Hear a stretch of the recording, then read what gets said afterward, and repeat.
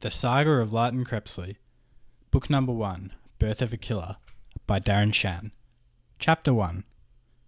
When Lighton Crepsley awoke and yawned one grey Tuesday morning, he had no idea that by midday he would have become a killer. He lay on his bed of sacks with straw, staring at specks of dust drifting through the air. The house where he lived was cramped and dark, and the room where he slept never caught the sun except at dawn. He often woke a few minutes earlier than necessary, before his mother roared for the family to get up. It was his only quiet time of the day, his one chance to lie back idly and grin lazily at the world.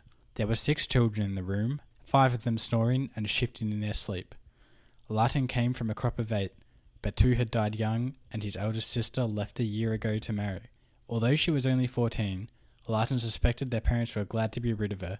She had never been an especially hard worker and brought home little money. "Up!" Lighton's mother roared from the next room to theirs and pounded the thin wall a couple of times. The children groaned and crawled out of bed. They bumped into one another as they tried to find their way to the bedpan, the oldest siblings cuffing their younger brothers and sisters.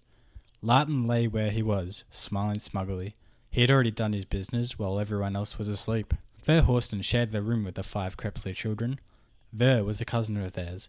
His parents had died when he was 3 years old, his father in an accident at work, and his mother of some disease. Lighton's mother had been keeping a close watch on the sickly widow and moved in quickly to take the baby.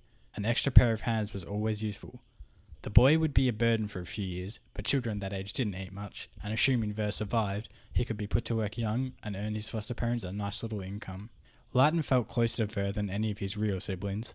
Lighton had been in the kitchen where his mother brought the silent, solemn boy home. After giving Ver some bread soaked in milk, a rare treat, she had stuck him by Lighton's side and told her son to look after the waif and keep him out of her way.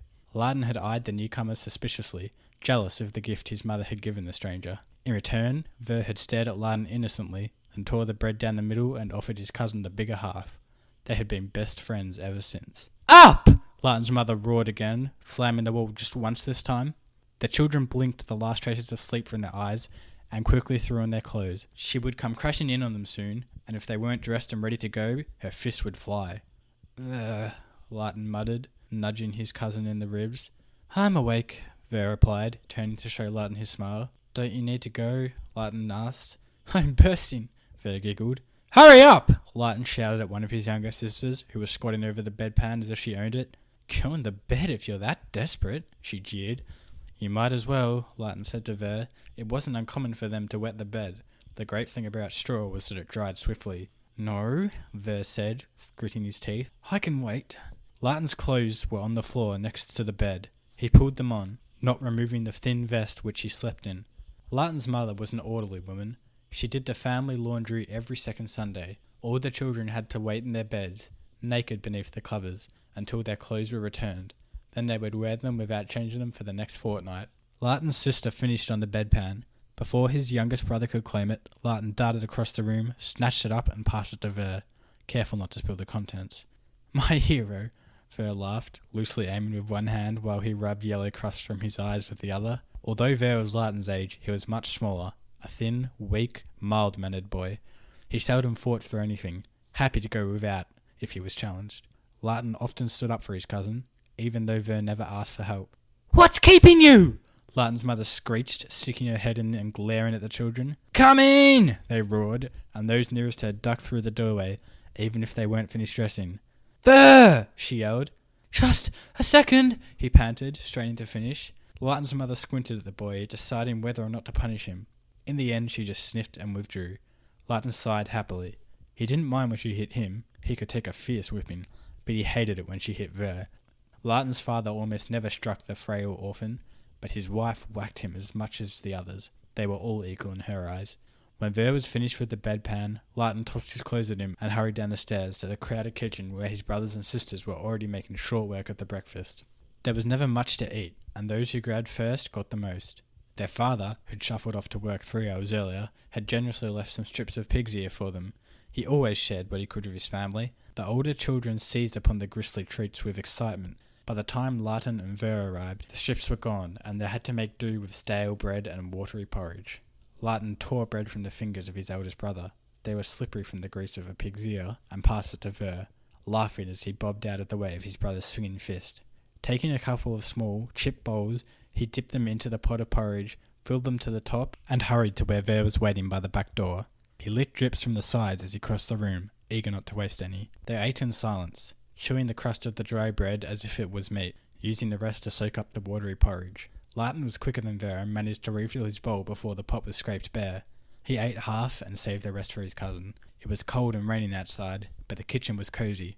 His mother hadn't lit the fire. She'd do that in the evening when she returned from work.